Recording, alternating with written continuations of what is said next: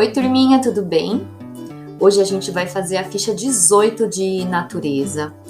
Essa ficha tá mostrando uma foto aí para vocês de uma praia, certo?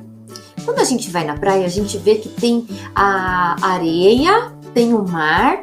Quando vocês entram nessa água do mar, dá para beber essa água?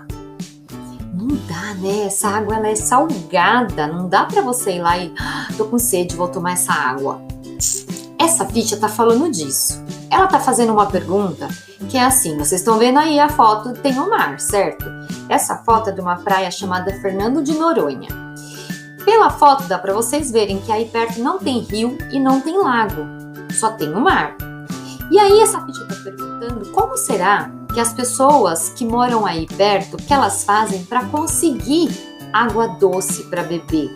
A gente fala água doce porque é água normal, sem ter o sal. É a água igual a gente toma do filtro, né? Que a mamãe dá água pra gente, não é assim? Ele quer saber como será que eles fazem para conseguir essa água normal, sem ser água do mar. Então eu vou contar para vocês que tem mais de uma forma. Uma das formas é as pessoas armazenarem a água da chuva. Então quando chove, elas guardam essa água e aí depois elas têm que tratar essa água, tem que ferver. Vocês em casa têm filtro, não tem, para tomar água? A mamãe não pega a água da torneira e dá para vocês, porque essa água ela vem cheia de sujeirinhas, não é? São sujeirinhas que a gente não vê com os olhos, elas ficam tão pequenininhas, são as bactérias, né? Por isso que tem que tomar água filtrada, água tratada. E aí ele pergunta como que será. Então elas podem fazer dessa forma, de guardar água da chuva e tratar essa água.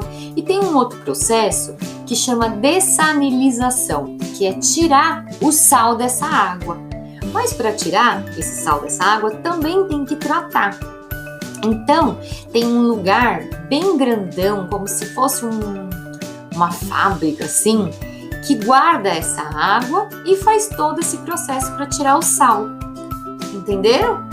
Então eu vou pedir para vocês desenharem isso para mim. Pode ser só a parte da chuva, que é muito mais fácil. Então uma forma de guardar a água para beber é de usar a água sem ser essa salgada, né, para beber, é guardar a água da chuva e tratar a água da chuva. Então depois faz um desenho e manda uma foto para mim, que eu quero ver, tá bom? Beijo!